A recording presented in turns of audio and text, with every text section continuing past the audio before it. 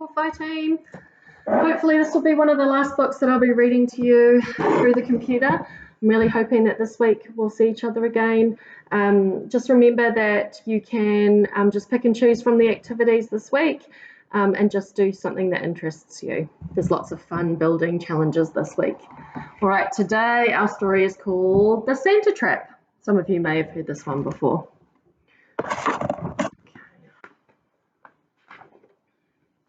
The Santa Trap. Bradley Bartleby was bad. He'd been born bad.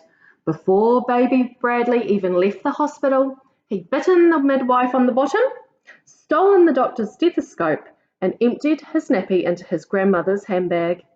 And the older Bradley got, the badder he became. Bradley's parents were immensely rich. They had a huge house with a garden that was big enough to lose an elephant in. They knew that the garden was big enough to lose an elephant in because they'd done exactly that. Bradley had demanded the elephant as a house pet, but treated it so badly that it escaped into the garden and was never seen again.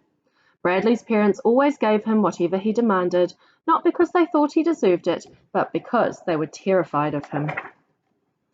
Every Christmas, Mr. Bartleby hired a team of secretaries to type up the huge list of presents that his greedy son demanded from Santa Claus.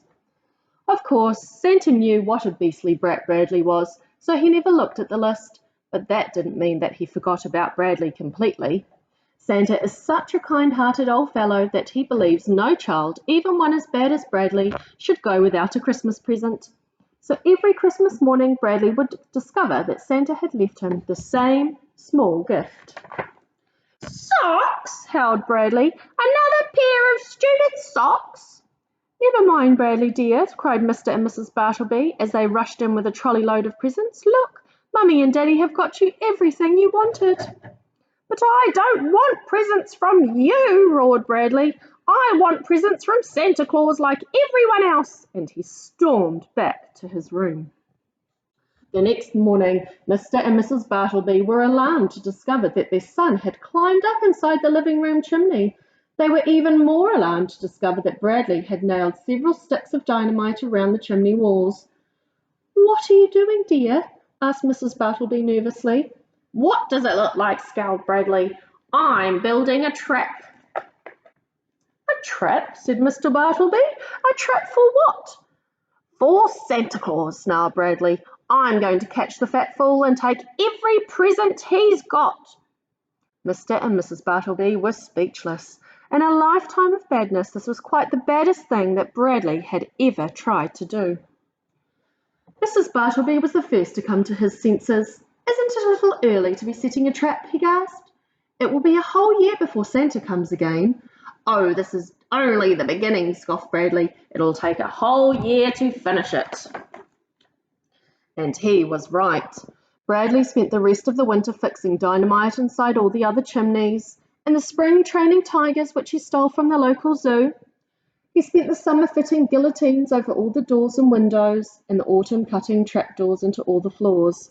By the time December came around again, Bradley had turned the entire house into one stupendous Santa trap.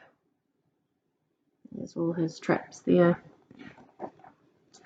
"One last thing," said Bradley as he hung his stocking beside the fireplace. He was certain that Santa wouldn't make it that far, but just to make sure, he tied an invisible tripwire to the stocking. The moment anyone touched it, from a large metal cage would drop down from above.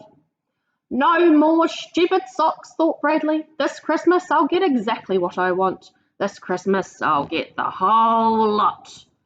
But as the evening grew darker, Bradley's eyelids grew heavier. His evil efforts had left him quite exhausted, and he soon fell fast asleep. It was almost midnight when Bradley was awoken by the roar of an angry tiger, whose tail had just been stepped on by an elephant. The whole house had grown chilly, and when he looked outside, Bradley was surprised to find the garden covered in a thick blanket of snow.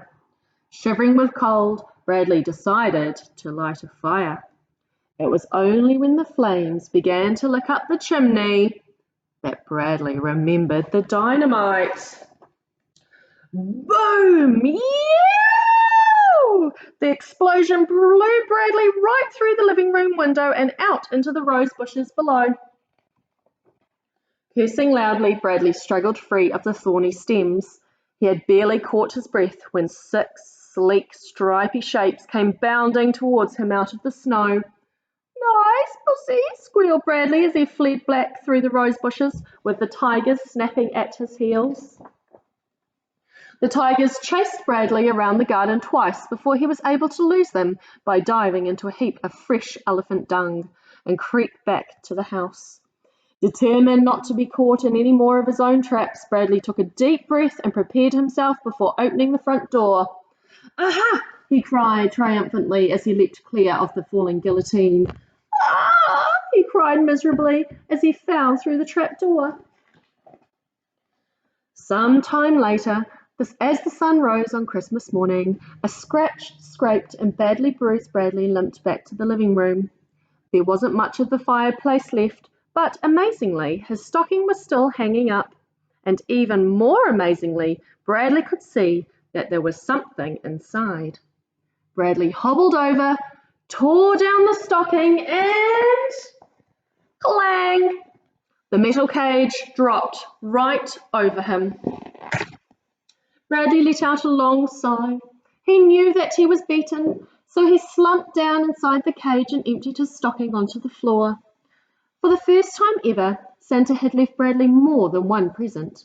There was a big box of bandages, a large jar of antiseptic, and a nice new pair of socks. Okay, I hope you're having a good day. Bye, Kawhai.